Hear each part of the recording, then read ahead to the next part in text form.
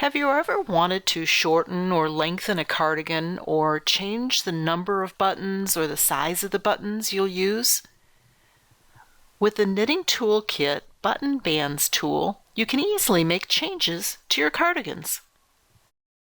For button bands that are picked up from the front edge of a sweater, enter a few dimensions and let the tool do the math for you. Enter in the gauge for your band. It may be different than the garment gauge. Choose your band dimensions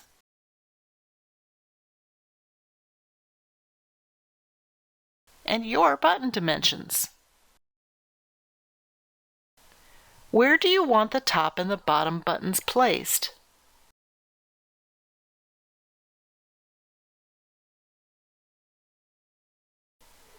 Using these arrows, you can open each of the sections to enter your information.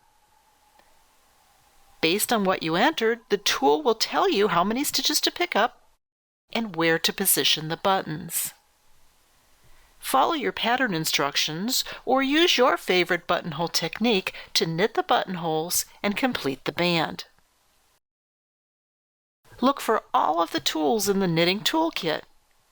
It's the no math solution to help you customize your knitting.